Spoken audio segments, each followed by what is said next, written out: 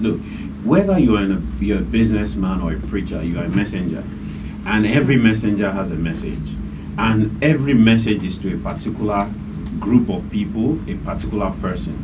Now, that person has a problem that is that message that will solve their problem. So, in actual sense, you're an evangelist. In actual sense, you're a preacher. In actual sense, you're an ambassador that you are sent from heaven to solve the problems of humanity. You mustn't see yourself as just ordinary.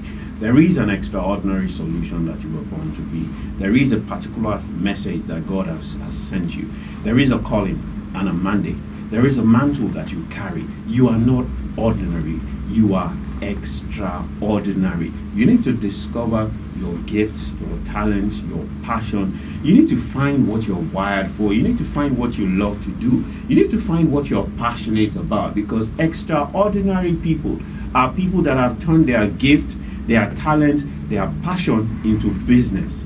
And they have turned that business into riches and wealth. And that riches and wealth has created influence for them, have given them power, and has made them extraordinary people. So, Wale, what are the advices that you give to people? What are the tips that you give to people to become successful? Well, the one major advice I'll give, especially for Nigerians, most Nigerians want to succeed from the top. They want to start from the top of the tree. They don't want to climb their way from the bottom to the top. They want to suddenly wake up one day and find themselves successful. That's what people call the overnight success. But the truth is this: if you insist on starting from the top, you are digging your grave, because only grave diggers start from the top. There's nothing like an overnight success. If success is truly overnight, then maybe the definition of time has changed. Maybe a night is now 10 years, maybe it's now 15 years. There's nothing like an overnight success, because when people see a successful person, they don't know the process, but they can see the product.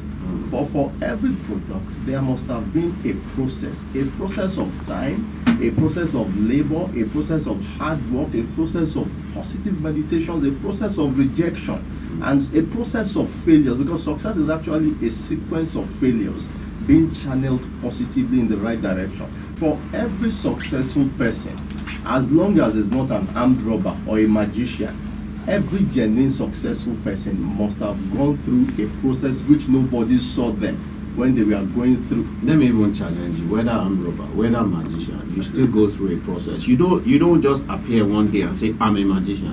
You must learn the trade, you must believe the trade, you must master the skill of the trade. So there's no success that is overnight. And this generation, we call them the microwave, Indomie, instant noodle generation. Look, there is nothing that lasts, that starts instant. That is more important. They say that it is easier to get to the top than staying at the top.